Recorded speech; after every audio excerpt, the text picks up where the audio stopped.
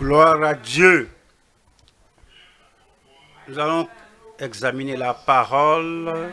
Vous allez accepter la parole, croire à la parole et confesser la parole. Et vous allez posséder ce que la parole vous offrira. Prions ensemble. Père, nous te remercions, nous te bénissons. Tu es le grand Dieu, le Dieu inchangeable, le Dieu qui ne peut jamais faillir.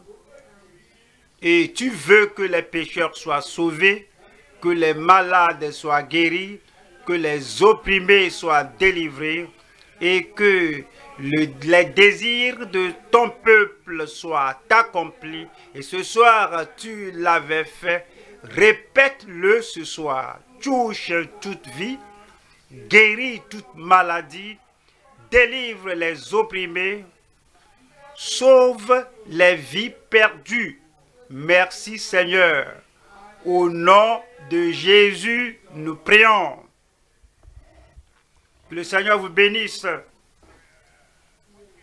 Nous parlons de quelque chose qui peut être étrange à plusieurs personnes. Cependant, si nous ne nous mettons pas à l'action pour dire « Voici la promesse » et que nous y croyons et que nous la prenions, alors nous pourrons prier et prier, prier, tout comme Moïse priait, continuait de prier. Et il allait voir Pharaon.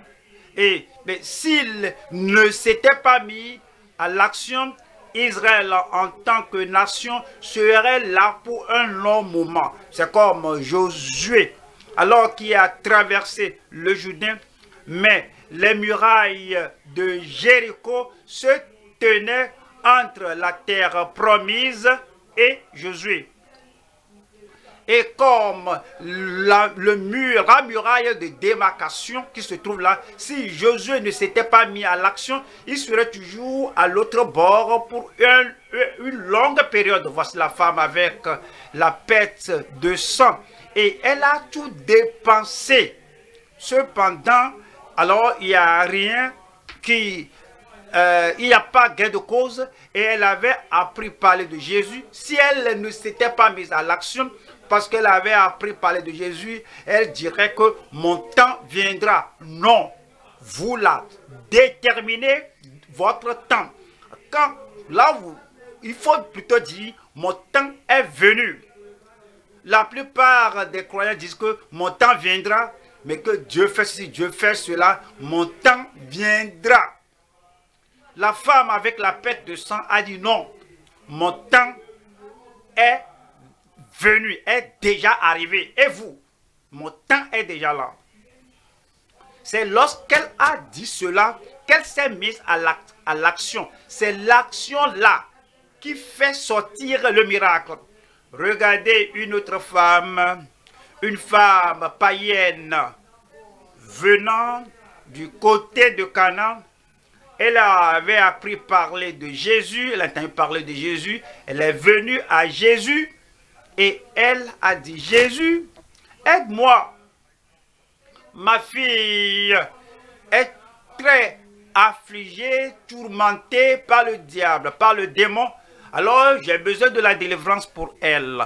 Au fait, elle n'était pas arrivée avec sa fille. Elle a laissé la fille à la maison. Si j'étais là, j'aurais demandé à la femme là, quel est ton objectif d'être ici? Que je suis venu ici prendre un miracle pour ma fille.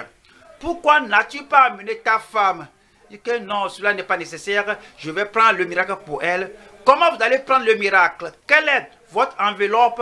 Alors vous allez mettre cela dans l'enveloppe. Elle va dire non, ne me dérange pas.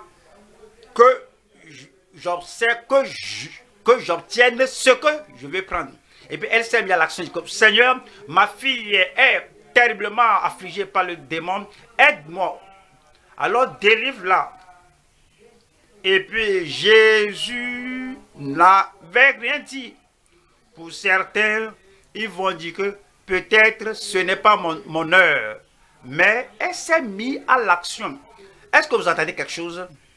Est-ce que vous allez vous mettre à l'action? Alors, elle est restée là-bas. Et les disciples même ont dit, Seigneur, renvoie-la. Elle a entendu, mais elle n'a pas agi sur la parole là. Elle ne va pas agir sur la parole de ses apôtres, quel que soit leur nombre et quelle que soit leur compréhension. Elle est restée là-bas pour dire, Seigneur, aide-moi. Et Jésus a dit, il n'est pas bon de donner le pain des enfants aux chiens. Cela seul va la renvoyer. 99% de personnes qui prient. Ils disent que ouais, ce n'est pas mon heure, ce n'est pas mon temps. Même il m'a appelé quoi? Que je suis un chien. Mais elle est restée là-bas. Vous devez vous mettre à l'action. Et elle a dit, Seigneur, en vérité, tu ne mens jamais. Tu me connais plus que je me connais. Mais les chiens mangent des miettes qui tombent de la table du maître. Je suis venu pour cela. Alors, tu l'as présenté aux pharisiens, ils ne l'ont pas reçu. Aux sadducéens, ils ne l'ont pas reçu. Et tu donnes les promesses à Israël. Est-ce que tu n'as pas pleuré sur Jérusalem, ce qu'ils ont rejeté? Je suis venu pour les miettes. Que le véritable pain soit réservé pour les enfants, soit réservé aux enfants d'Israël, mais je suis venu pour ceci. Jésus a dit, ta foi est grande. Ce soir, votre miracle est dans votre main. Que j'avance, votre miracle est dans votre bouche.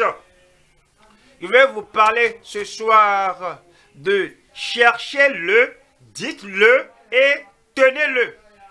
Cherchez-le. Vous cherchez auprès du Seigneur et puis vous le dites. C'est vous qui allez dire ce que vous voulez. Alors c'est ce que vous voulez qui vous sera accordé ce jour. Le titre est « Prenez votre miracle par la force de la foi ». Prenez votre miracle. Vous êtes venu prendre plusieurs fois. Donne-moi, donne-moi, donne-moi. Il a déjà donné. Il a donné son Fils unique. Alors en lui est le salut, c'est déjà donné. Il a donné son Fils unique. Son nom à la guérison, il a déjà donné. Il a donné déjà la délivrance. Il a donné déjà la vie éternelle. La vie abondante déjà. Alors vous l'avez, vous prenez cela.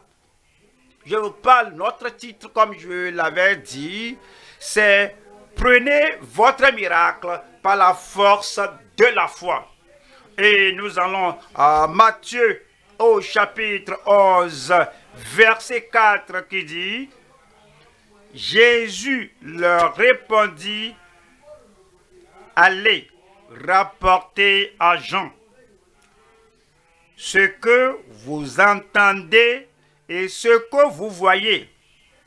Ce que vous entendez et ce que vous voyez. Quand vous venez à Jésus, il y a quelque chose à voir, quelque chose à entendre. Alors, vous devez aller dire à d'autres personnes. Si vous êtes prédicateur de l'évangile, il y a quelque chose à entendre, il y a quelque chose à voir. Ce que vous entendez, ce que vous voyez, allez dire aux autres. Le verset suivant, qu'est-ce qu'ils vont dire? Et les aveugles voient. Et ces aveugles voient aujourd'hui, les boiteux marchent. Nous voyons, nous marchons. Les lépreux sont purifiés. Les sourds entendent. Les morts ressuscitent. Et la bonne nouvelle est annoncée aux pauvres. Allez dire à Jean, et le Seigneur m'envoie vous dire ce que vous entendez. Alors il faut y croire et vous allez recevoir. Et puis il dit au verset 12, depuis le temps de Jean-Baptiste jusqu'à présent, le royaume des cieux est forcé. Et ce sont quoi? les violents, ce sont les quoi? Dites-le moi à haute voix. Ce sont les violents qui s'en accaparent. C'est la force de la foi qu'on manifeste qui nous fait prendre de force.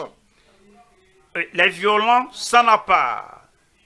Je crois que si Moïse était si doux, simple avec Pharaon, en le suppliant, Pharaon, il ne faut pas faire ceci, non. Oh, Pharaon, on était ici depuis des siècles, on te servait. C'est l'heure pour le peuple de partir. Pharaon ne comprenait pas le langage de supplication. Et son maître, Satan, ne comprend pas le langage de supplication. Il n'y a qu'un seul langage que Pharaon comprenait, que Nebuchadnezzar comprenait, et les autorités qui empêchaient l'Église, ils ne comprenaient qu'une seule langue, c'est la langue ou le langage de foi. Tout ce qui vous empêche, tout ce qui vous réprime, tout ce qui vous ravit, l'héritage que le ciel vous a déjà donné, ce n'est pas par supplication. Nous avons prié pendant des jours, pendant des mois. Et le Seigneur dit que depuis le temps de Jean-Baptiste jusqu'à présent, à l'heure actuelle, le royaume des cieux, de Dieu, et tout ce qui s'associe à ce royaume, alors cela est accordé à ceux qui ont la force de la foi. C'est quoi aujourd'hui? Vous allez prendre ce qui vous appartient. Le salut vous appartient. La victoire vous appartient. La liberté vous appartient. Le courage vous appartient. La force vous appartient. La guérison, vous serez guéri par les maîtresses de guérir. La délivrance vous appartient. Toute bonne chose qui vous appartient, ce soir, vous allez prendre cela avec la force de la foi. Et nous allons voir 3 sous-titres. Numéro 1, cherchez-le. Numéro 2, dites-le. Numéro 3, oui, saisissez-le, oui, prenez-le. Numéro 1, cherchez votre miracle auprès du Maître. Le Maître, que là où 2 ou 3 s'assemblent en mon nom, je suis là au milieu d'eux. Pas je serai là, là, je suis là au milieu d'eux. Jésus est ici ce soir. Sa puissance n'a pas changé, son amour n'a pas changé, sa compassion n'a pas changé. Ce qu'il avait fait auparavant, il le fera ce soir. Numéro 1 donc. Cherchez votre miracle. Votre miracle. Comment ai-je qualifié le miracle? Je dis, comment ai-je décrit le miracle? Vous avez votre miracle. C'est inscrit en votre nom. Et je viens, et c'est comme un postillon. Et celui qui est un livreur, je viens de la poste, un facteur, je suis venu avec une lettre inscrite en votre nom. Et il n'y a personne qui puisse prendre votre miracle, personne ne prendra votre place. Tout ce que le ciel a pour vous, je vous l'amène. Je dis, voici votre miracle. Cherchez votre miracle auprès du Maître. Numéro 2. Dites-le. Et si je le dis et que cela n'arrive pas, est-ce que vous avez remarqué tous ces gens que vous voyez dans le Nouveau Testament, depuis le temps de Jean-Baptiste jusqu'à présent, ils étaient venus, la femme avec la perte de sang, et n'a pas dit, et si je le touche et que je ne l'ai pas reçu. La femme n'a jamais pensé à une alternative. Quand vous venez, vous cherchez, vous le dites, vous aurez ce que vous dites. j'aurai ce que je dis. Dites à votre montagne de se déplacer. Dites à votre montagne de faire quoi? Toi, toute montagne dans votre vie, toute montagne dans votre famille, toute montagne dans notre pays ici. Ici, toi et moi, nous nous accordons pour demander quelque chose, ce sera fait. Et nous sommes arrivés, nous sommes ici en accord. Je suis ici pour vous dire que vous avez un miracle avec votre nom qui s'y attache.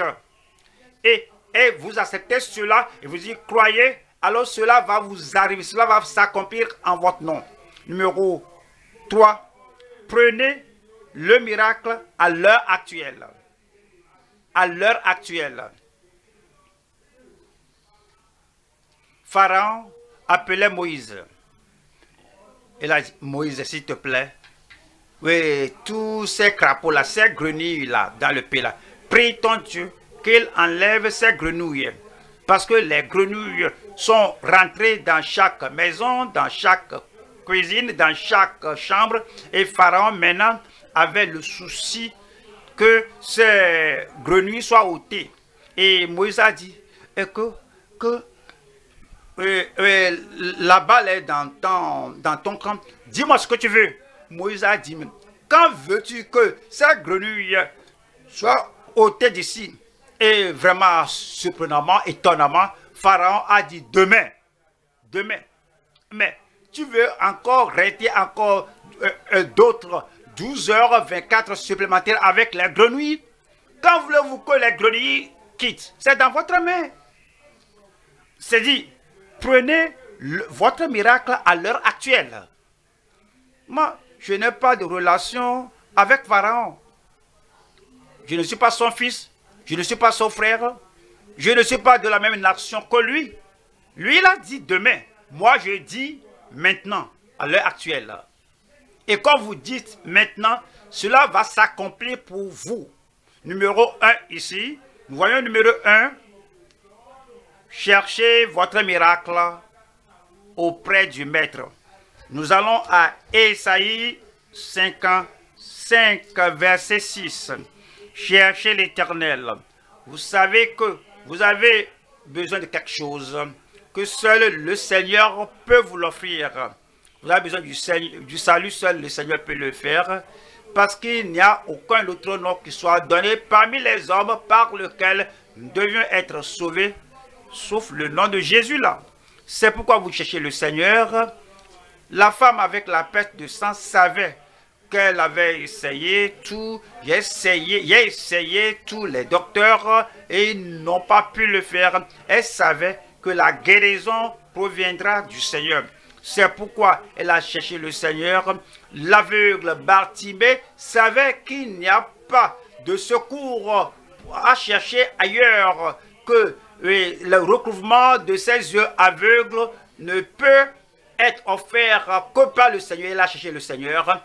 Et les gens comme Zachée est monté sur l'arbre, le sycomore, parce qu'il savait qu'il y a quelque chose dont j'ai besoin, que seul le Seigneur peut l'offrir. Et chercher.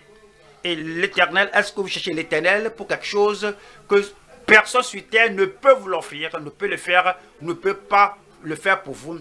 Alors c'est cette réalisation qui vous fait venir et nous cherchons le Seigneur. Et pendant qu'il se trouve, invoquez-le tandis qu'il est prêt.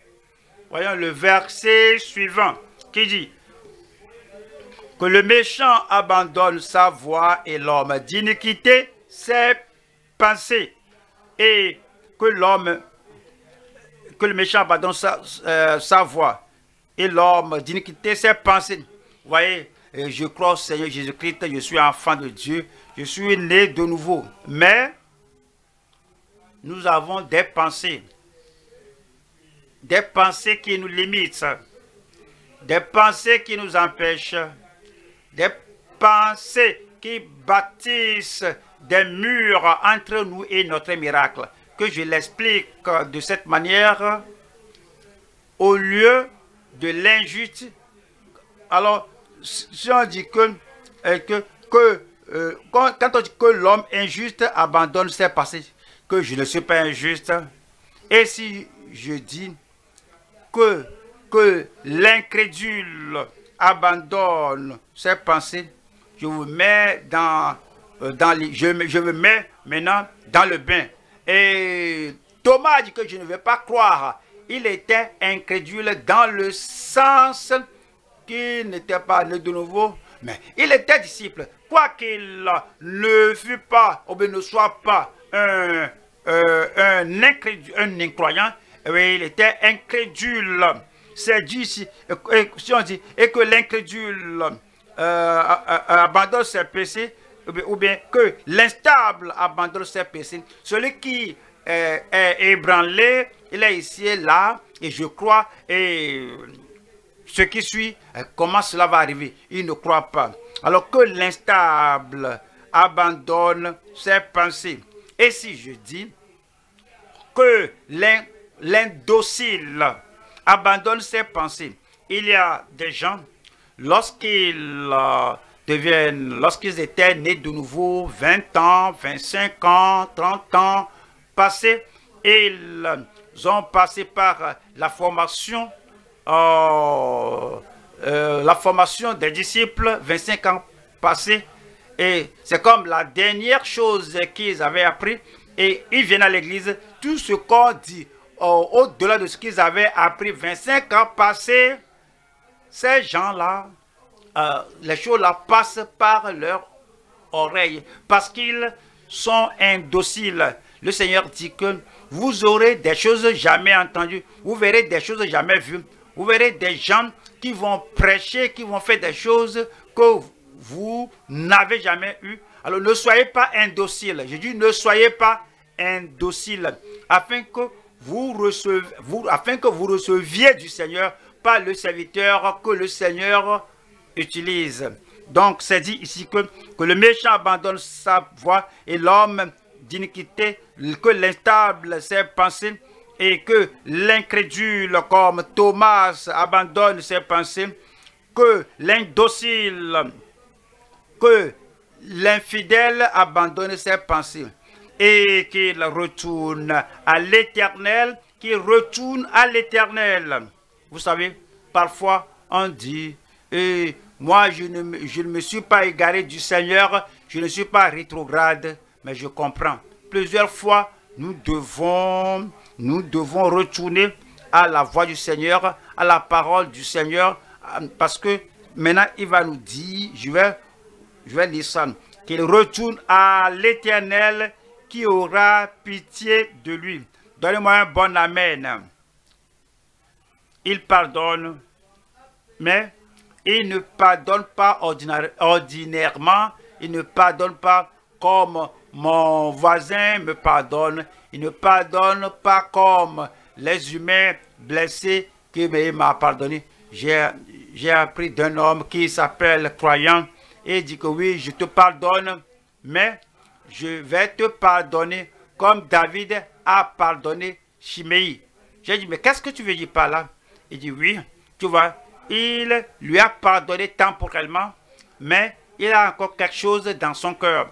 Et lorsqu'il était sur le point de mourir, il a appelé Salomon pour lui dire, Salomon, oui, j'ai pardonné à cet homme, mais il faut l'éliminer. Ce n'est pas le pardon de Dieu. Quand Dieu pardonne, il pardonne abondamment. Il pardonne joyeusement. Il pardonne avec allégresse. Il pardonne heureusement. Quand Dieu pardonne, il ne regrette pas pourquoi je l'ai pardonné, pourquoi je lui ai pardonné, pourquoi j'ai pardonné à ce récalcitrant. Dieu vous a pardonné. Comment il vous pardonne? Dites-le-moi comment il pardonne. Et qu'il retourne à l'Éternel, qui aura pitié de lui, à notre Dieu qui ne se laisse pas de pardonner. Le verset suivant, car mes pensées ne sont pas vos pensées. Vous devez aligner vos pensées à la pensée de Dieu, et qui dit, et vos voix ne sont pas mes voix, dit l'Éternel. Et le verset 9 dit, autant les cieux sont élevés au-dessus de la terre, autant mes voix sont élevées au-dessus de vos voix, et mes pensées au-dessus de vos pensées. C'est pourquoi il dit, changez ces pensées, amenez ces pensées sous la pensée du Seigneur. Et il dit, au verset 10, il dit, comme la pluie et la neige descendent des cieux et n'y retournent pas sans avoir arrosé, fécondé la terre et fait germer les plantes, sans avoir donné de la semence au semeur et du pain à celui qui mange.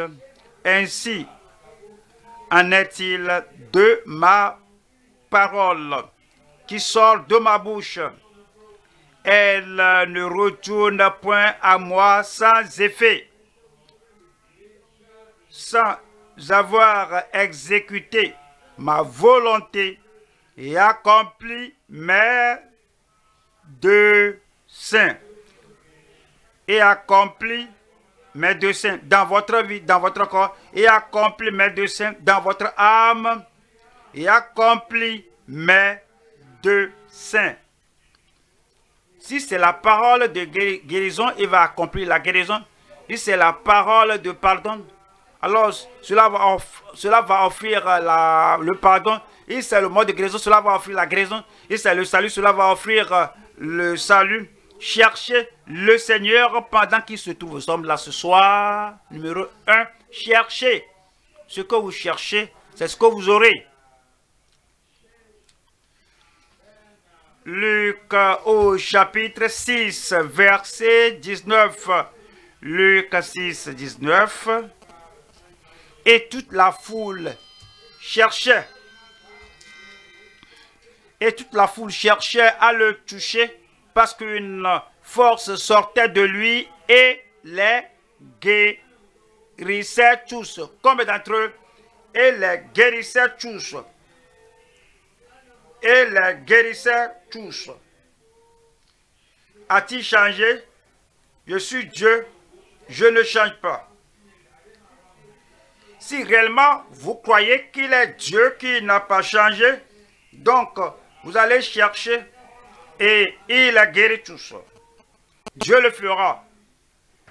Est-ce que vous pouvez penser, que vous pouvez imaginer imaginez que 3 millions de personnes, des Israélites qui sortaient du pays d'Égypte et qu'il n'y avait parmi eux aucune personne qui soit malade, il n'y a personne qui soit sur les béquilles, il n'y a personne qui soit infirme. La Bible dit que nul ne chancela parmi eux. Et il y a des gens plus âgés que Moïse, plus que 80 ans. Aaron avait 80 ans. Marie était environ 12 ans plus âgée que Moïse, n'a 92 ans. Mais tous ces gens sortis du pays d'Égypte, certains sont âgés de 40 ans, 50 ans, 70 ans, et il n'y a aucun infirme ne se trouvait parmi eux. Pourrez-vous voir les apôtres et les 12, et il n'y avait aucun maladif parmi eux, parmi ses disciples. Et il a choisi d'autres 70, il n'y avait aucun maladif parmi eux. Et au jour de la Pentecôte, 120 personnes qui étaient assemblées, aucun infirme ne se trouvait parmi eux. Et c'est dit que Jésus-Christ le même, dans votre vie, Jésus-Christ le même, dans ma vie, Jésus-Christ le même, hier,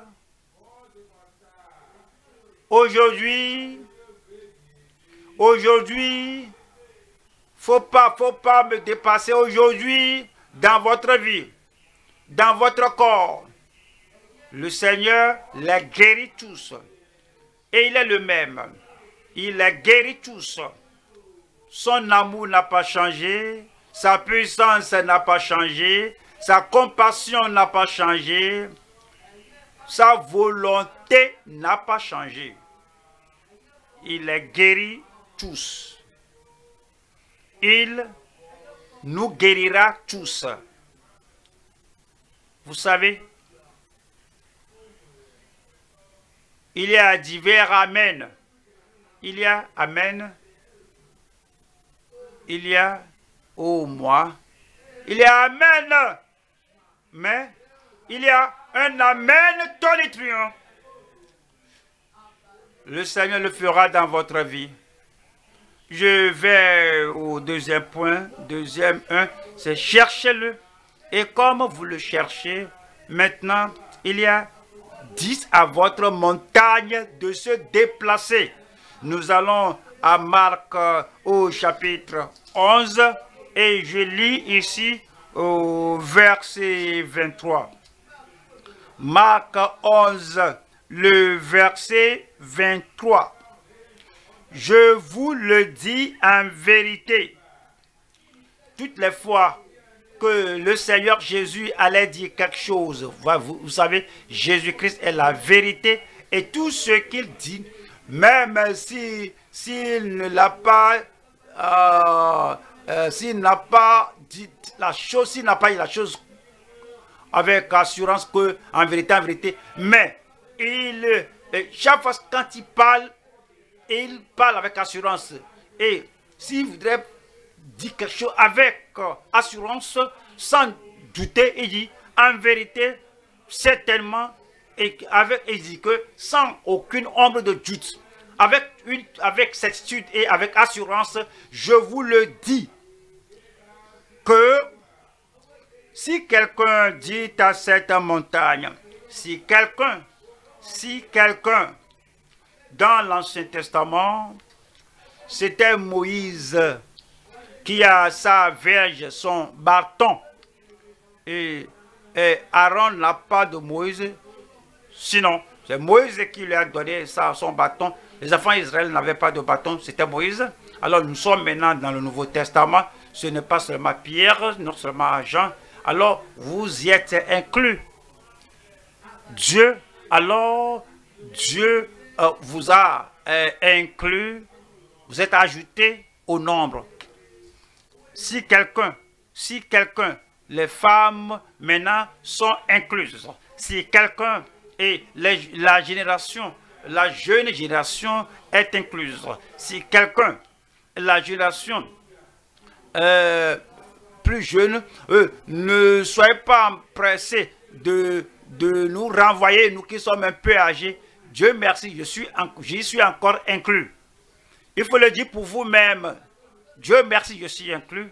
Et c'est dit ici que si quelqu'un dit à cette montagne, pourquoi me laisser toi seul pour parler à ma montagne? Vous-même, vous allez parler ce soir. Cherchez-le et vous le dites. Il dit que si quelqu'un dit à cette montagne, ôte-toi de là et jette-toi dans la mer. Et s'il ne doute point en son cœur. Vous comprenez? Il ne parlait pas de la tête. La tête peut se demander, peut s'étonner, mais votre cœur est stable. Votre esprit peut être distrait, penser à d'autres choses, mais votre cœur est stable. Quelque chose qui se passe dans la tête, ça, c'est comme la tête retient toujours des informations naturelles, mais ceci, c'est la révélation que votre cœur a.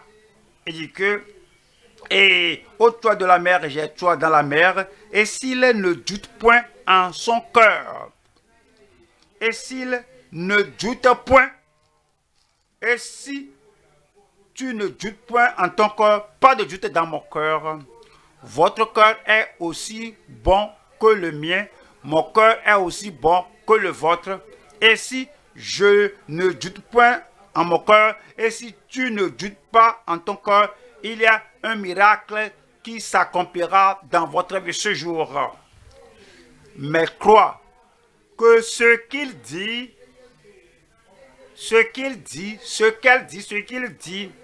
arrive, il le verra s'accomplir. Je le verrai s'accomplir. Vous le verrez s'accomplir. Nous le verrons s'accomplir. il le verra s'accomplir. Il n'aura pas ce qu'il n'avait pas dit, mais vous aurez ce que vous avez dit. Rappelez-vous, ce sont les paroles du Seigneur Jésus-Christ. Moi, je n'aime pas que les gens compèrent que Jésus a dit, Paul a dit, que c'est le Saint-Esprit qui a inspiré tout et tout est écrit et que ceci sera accompli. Parce que la parole est aussi fraîche que Christ est frais. La parole est aussi vraie comme Christ lui-même est vrai. C'est quoi c'est dit au verset 24, voyons 24, qui dit, c'est pourquoi, à cause de ce qu'il avait dit au verset 23, c'est pourquoi, à cause de ce quiconque qui dit à cette montagne, ôte-toi de là, et que la personne ne doute pas en son cœur, mais croit que ce qu'il dit, que la chose sera accomplie, c'est pourquoi je vous dis, tout ce que vous demanderez, pensez-y, tout ce que, alors il y aura une explosion de miracles. Tout ce que vous demandez, c'est pourquoi je vous dis, tout ce que vous demanderez en priant.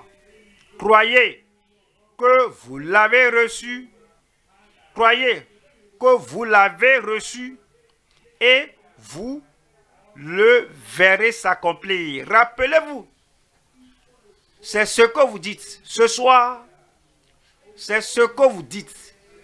Vous le dites pour la première fois. Vous réalisez cela pour la première fois. Et que je peux dire quelque chose, mais j'aurai ce que je dis. Je peux dire, je peux déclarer ma guérison et j'aurai la guérison. Je peux dire que la guérison de cette nation, déclarer cela et nous aurons ce que nous disons. Voyons Luc au chapitre 17, verset 5. Les apôtres dirent au Seigneur, augmente-nous la foi. Augmente-nous la foi. Oh, c'est une grande prière. Et comment Jésus a répondu à cela? Augmente-nous la foi. Le verset suivant dit, et le Seigneur dit, si vous aviez de la foi comme quoi? Comme un grain de sénévé. La foi, aussi petite que le grain de sénévé, vous diriez à ce sycomore, déracine-toi et plante-toi dans la mer, et il vous obéirait. Un bon amen. Maintenant, je n'ai pas de sycomore à transplanter ici, mais l'arbre que nous ne voulons pas qui se tient devant nous, la maladie là, nous allons déraciner ça. L'oppression là, c'est l'arbre là. Et la maladie, l'infirmité là, incurable là, comme un grain, comme le sénévé, ce soir je viens et je parle à cet arbre là qui empêche qui bloque, qui barre votre progrès et votre passage. Et je dis, déracine-toi et plante-toi dans la mer et il vous obéirait. Et il vous obéirait. Et il vous obéirait. Donc, cherchez 2, dites-le, et 3 maintenant, numéro 3 maintenant, c'est de prendre, de saisir, prenez le miracle, ou saisissez le miracle à l'heure actuelle. Quand? Prenez votre guérison quand? Prenez votre délivrance quand? Et prenez votre percée quand? Prenez le réveil quand? À l'heure actuelle, à l'instant même. Nous allons à Marc chapitre 5 au verset 25, Marc 5, 25. Or, il y avait une femme atteinte d'une perte de sang. Combien d'années? Depuis combien d'années? Dites-le-moi. Depuis 12 ans. Le verset 26 dit, elle avait beaucoup souffert entre les mains de plusieurs médecins. Elle avait dépensé tout ce qu'elle possédait et elle n'avait éprouvé aucun soulagement, mais était allée plutôt en empirant. Plusieurs fois, quand on a souffert 1 an, 2 ans, 3 ans, les gens diraient que le Seigneur vous enseigne une leçon. Pourquoi ne pas accepter apprendre et apprendre la patience? Mais la dame là n'allait pas accepter cette idéologie. Ouais. Si vous ne pouvez pas vous en débarrasser, pourquoi ne pas l'accepter? Non, la femme ne va pas l'accepter. Je ne vais pas m'habituer à accepter ce qui vient de la main du diable. Et Dieu ne va pas utiliser le diable pour m'enseigner, à moi qui suis son enfant, une leçon. Parce que vous savez, ces maladies proviennent du diable. Est-ce que cela vient de Dieu? Ah, vous savez que Dieu a oint Jésus de Nazareth avec du Saint-Esprit et de la puissance, et il allait de lieu en lieu faisant du bien, en guérissant tous ceux qui étaient sous l'empire du diable, et pour délivrer ceux qui étaient opprimés par Dieu, qui étaient sous l'empire de Dieu. Non, ceux qui étaient sous l'empire du diable. Ces maladies que Jésus a guéries, ce sont des oppressions du diable. Donc cette femme qui avait la perte de sang, vous vous rappelez bien, la femme qui était courbée, liée pendant 18 ans, Jésus a dit que le diable a lié cette femme pendant 18 ans. Donc, n'acceptez, ne prenez aucune maladie, ne prenez pas ces infirmités pour dire comme une leçon de la part de Dieu notre Père. Mais Dieu a beaucoup de leçons à nous enseigner. De la Genèse à l'Apocalypse. Il y a beaucoup de versets là-bas. Il nous a donné des instructions, des enseignements. Il ne va pas emprunter quelque chose de l'ennemi pour enseigner ses enfants bien-aimés. Je ne vais prendre aucune leçon du diable. Je ne vais apprendre aucune leçon des démons. Beaucoup diraient que, madame, pourquoi ne pas accepter simplement, peut-être Dieu t'enseigne une leçon. Non! Aucune leçon de la part de Satan. Aucune leçon dans la maladie. Aucune leçon dans l'infirmité. Dieu va vous guérir toutes les fois que vous le cherchez et vous le dites et vous le prenez. Alors c'est dit. Et le verset suivant, le verset 27 dit, ayant entendu parler de Jésus, est-ce que vous avez entendu parler de Jésus? Est-ce que vous avez entendu parler de Jésus lorsque vous êtes né de nouveau? Est-ce que vous avez entendu parler de Jésus dans votre recueillement, dans votre dévotion? Est-ce que vous avez entendu parler de Jésus chaque dimanche? Est-ce que vous avez entendu parler de Jésus ce jour? Alors, aujourd'hui, j'ai parlé de Jésus. Tout le monde parle de Jésus. Ayant entendu parler de Jésus, vous avez entendu parler de Jésus. Ce dont vous avez besoin maintenant, c'est l'action. L'action, l'action. Et vous aurez le miracle au nom de Jésus. Et ayant entendu parler de Jésus, elle vint dans la foule par derrière et toucha son vêtement. Et toucha son vêtement. Le verset 29,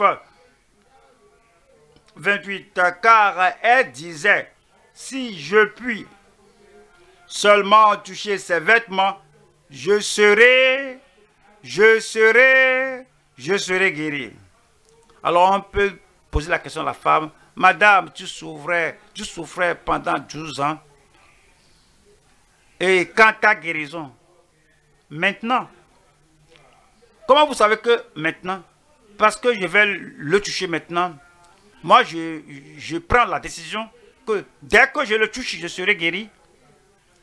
Est-ce que vous allez demander à Pierre pour le toucher pour vous? Elle dit non. Non, non, je vais le faire moi-même. Parce que je le vois faire. Je dis que ce sera fait.